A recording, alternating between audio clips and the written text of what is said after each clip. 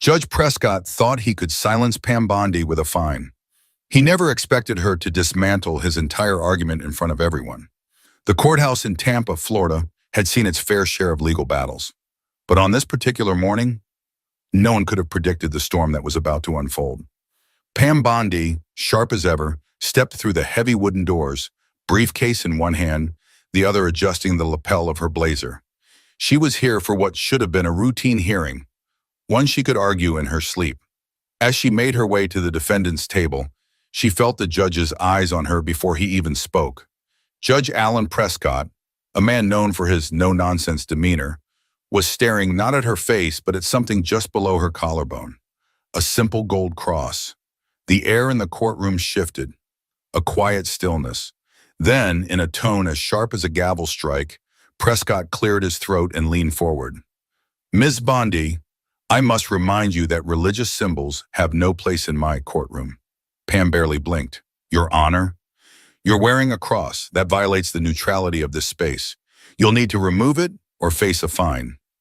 A murmur rippled through the few spectators in attendance. The bailiff shifted uncomfortably. The clerk darted a glance at the judge, then back at Pam. This wasn't the first time a judge had tried to assert control over his courtroom in an unusual way. But it was the first time anyone had thought to fine a lawyer over a necklace. Pam didn't move. "I'm sorry, Your Honor, but my cross is no different than a wedding ring or a locket with a family photo inside." Judge Prescott's face remained unreadable. "That's not how I see it." He sighed as if already growing tired of the discussion. "Either remove it or I'll have to issue a fine for disregarding courtroom neutrality." For the first time in her career, Pam Bondi found herself fined, not for misconduct, not for a procedural violation, but for wearing a piece of jewelry. The fine wasn't the issue, it was what it represented. She didn't take off the cross. Instead, she folded her hands over her briefcase, her expression cool. She wasn't about to let this go. "Your Honor, before we continue, I'd like to address this issue formally." Judge Prescott raised a brow. "Address it?" "Yes, I'll be filing an objection and would like to state my argument on record." The judge smirked, glancing at the clock on the wall. "Ms. Bondi, I'm sure you're aware that this hearing is about a business dispute, not your personal grievances." Pam didn't flinch. "I'm also aware that the First Amendment doesn't take a recess for personal opinions." That got his attention. He leaned back in his chair, eyes narrowing slightly. The court reporter's fingers hovered over her keyboard. The room was now on edge, not because of a legal battle over a contract, but because a seasoned attorney had just challenged a judge's authority to his face. Pam knew she was walking a thin line, but backing down wasn't an option. "You're fining me for wearing a cross. Let's break that down legally, shall we?" The judge exhaled, rubbing his temples. But before he could respond, Pam was already reaching into her briefcase. She wasn't just going to argue. She was about to dismantle his entire premise. But Judge Prescott didn't realize just how deep of a hole he had started digging for himself. Pam pulled out a single sheet of paper from her briefcase, placing it carefully on the table in front of her. She didn't rush. Every movement was deliberate. Every second of silence was another tightening of the tension in the room. Judge Prescott sighed. "Ms. Bondi, I don't have time for theatrics." Pam didn't blink. "Neither do I, Your Honor. But what I do have is a firm understanding of constitutional law." The judge leaned forward, his fingers laced together as if bracing for whatever was coming next. "You're fining me for wearing a cross, claiming it violates courtroom neutrality. But tell me, Your Honor, what legal precedent are you basing that on?" The room was silent. The court reporter's fingers hovered over the keys. The bailiff barely shifted in his seat. Judge Prescott let out a slow breath. "This courtroom operates under my authority, Ms. Bondi." Pam nodded. "It does, but that authority is not above the Constitution." She tapped the paper in front of her. "And under the First Amendment, personal religious expression is protected, especially when it does not disrupt proceedings." The judge scoffed. "You're an attorney, not a law professor." Pam smiled, but there was no warmth in it. "Then let's talk case law, shall we?" She picked up the paper. Tinker v. Des Moines, 1969. A landmark case that established that individuals do not shed their constitutional rights when they enter a government institution, whether that's a school or a courtroom. Judge Prescott's jaw tightened just slightly. He knew that case. Everyone in the legal field did. Pam didn't stop. West Virginia State Board of Education versus Barnett, 1943. The Supreme Court ruled that compelling individuals to remove or hide symbols of personal belief is a violation of their First Amendment rights. She set the paper down. Now, Your Honor, would you like me to keep going, or would you prefer to reconsider that fine? The judge's fingers tapped against the armrest of his chair. He was cornered, and he knew it, but his pride wouldn't let him concede, not yet. This is not a religious debate, Miss Bondi. Pam tilted her head. Then why did you make it one? A few quiet gasps broke out in the courtroom. Judge Prescott's face darkened. Enough. His voice was sharp, but his authority was slipping. Pam leaned forward, voice steady. With all due respect, Your Honor, I'll stop when I receive a legal justification for this fine, because so far I haven't heard one. A long pause, the judge finally looked at the clerk. Mark the fine as pending review. Pam smirked. I'll take that as a temporary victory.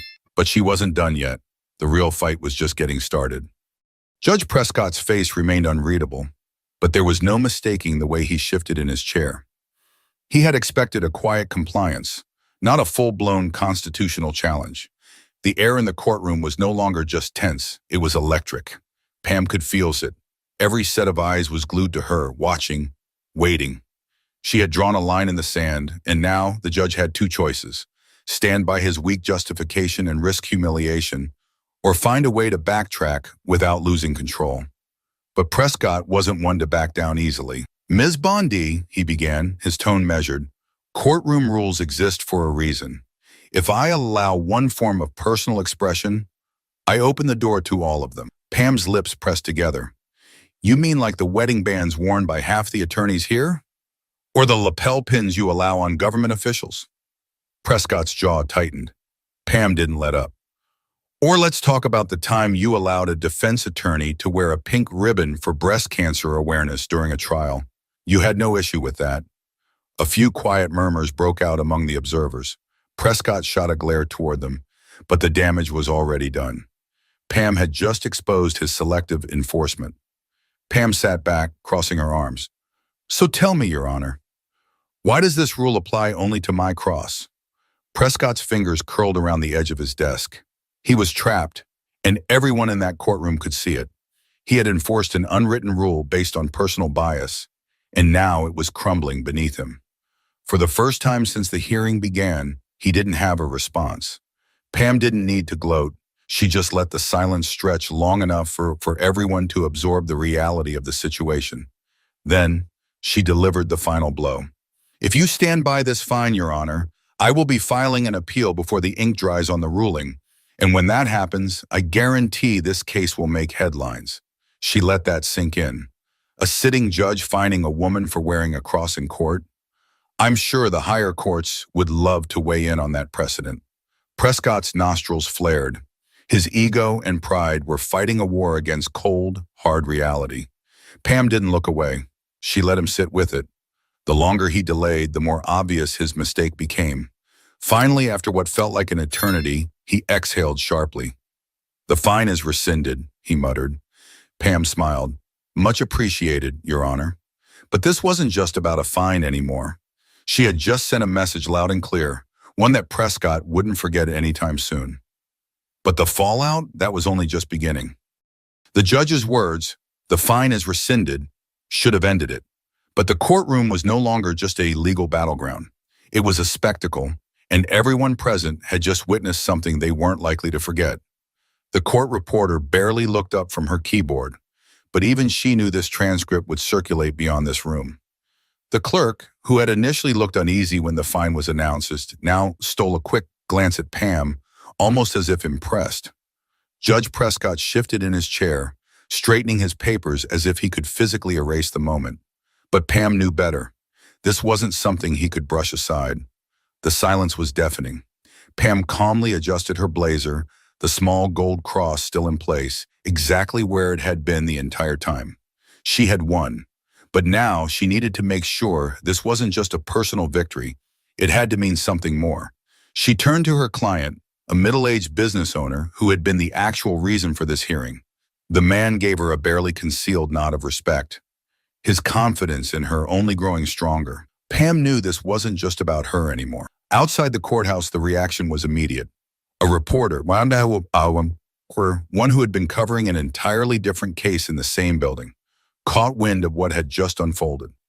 Within an hour, a local news website had posted the headline, "Florida judge attempts to fine attorney for wearing a cross, but it doesn't go as planned." Pam's phone buzzed. Then again, and again. Colleagues, former law school classmates, journalists. People wanted to know what had just happened, but Pam wasn't interested in headlines or media spins. She had a bigger picture in mind. Her next step? Taking this case beyond just one courtroom skirmish. She wasn't naive. She knew that cases like these had ripple effects, whether she intended them to or not. This wasn't just about a single judge and a single attorney anymore. This was a challenge to a precedent that hadn't yet been set, but very well could be. Would other judges attempt something similar? Would attorneys feel pressured to leave their personal symbols at home to avoid confrontation? Would this moment embolden others to push the boundaries of courtroom neutrality in ways that targeted personal beliefs? Pam wasn't going to let that happen. By that evening, the story had already taken on a life of its own. A well-known legal commentator on a conservative news station brought it up during a panel discussion. On social media, heated debates broke out between those who supported the judge's stance and those who saw Pam's defiance as an important stand for constitutional rights. Pam sat in her office, watching the discussion unfold on her phone. A producer from a national news network had already reached out, requesting an interview. She exhaled slowly, rubbing her temple. She had spent years fighting for clients, standing her ground in high-stakes cases. But this felt different, and this wasn't about corporate disputes or criminal defenses. This was about personal freedoms, and whether they could be stripped away on the whim of a single judge. But Judge Prescott wasn't done with her yet. She could sense it, even as she left the courthouse that day. The way he had looked at her before banging the gavel and dismissing the session. He might have rescinded the fine, but there had been something in his expression, an unspoken challenge. Pam wasn't sure what form it would take, but she knew this battle was far from over. Pam had expected some fallout, a few emails, maybe a couple of phone calls from colleagues weighing in. What she hadn't expected was the sheer speed at which everything escalated. By the time she walked into her office the next morning, her assistant, Lauren, was already waiting with a concerned expression. "You need to see this," she said, holding up her tablet. Pam took it, scanning the screen. The Florida Bar Association had just issued a statement, carefully worded, neutral in tone, but unmistakable in its implications. Judges have the right to maintain decorum in their courtrooms. While attorneys are afforded personal expression, it is important to respect the roles set forth by presiding judges. We trust our judicial system to navigate these matters with fairness and integrity. Pam let out a slow breath. This wasn't just a comment, this was a warning. The words "respect the rules set forth by presiding judges" weren't just a general statement, it was a signal. The legal world was tight-knit. The Florida Bar rarely commented on courtroom disputes unless they had reason to believe a situation was getting out of hand. This meant Prescott wasn't just bitter. He was already working behind the scenes to rally institutional backing. She set the tablet down. "This came out today?" Lauren nodded. "An hour ago." Pam wasn't surprised. The legal community was small. Word had traveled fast, and Prescott clearly wasn't taking this lightly. But before she could say another word, Lauren hesitated. "There's more," she said carefully. Pam glanced up, her expression unreadable. "Go on." Lauren handed her another document, this one printed. Pam skimmed the first few lines, her pulse steady but her mind racing. Attorney Pamela Bondi conducted herself in a manner that disrupted courtroom proceedings, challenged judicial authority inappropriately, and engaged in behavior unbecoming of an officer of the court. Pam couldn't help it. She let out a short, humorless laugh. "Unbecoming?" She shook her head. "That's rich," Lauren sighed. "It's retaliation, pure and simple." Pam leaned back in her chair, tapping her fingers against the armrest. Prescott wasn't just looking for payback, he was trying to set an example. He had lost in his own courtroom, and now he was using the system to reassert his power. By filing this formal complaint, he was trying to flip the narrative. He was no longer the judge who overstepped his authority. He was painting himself as the one who had been disrespected. And Pam? He wanted to make her look like the reckless attorney who had challenged him just for the sake of challenging him. Pam had seen this move before. It was a common tactic. Turn the accuser into the accused, reframe the story so the real issue got buried beneath bureaucracy and technicalities. But she wasn't about to let that happen. "What's the process on this?" she asked, already shifting gears. Lauren exhaled. "You'll have to respond within 10 days. If the complaint moves forward, they could conduct a formal review." Pam nodded slowly. "And who oversees that review?" Lauren hesitated. "A panel that includes judges and senior attorneys." Pam almost smiled.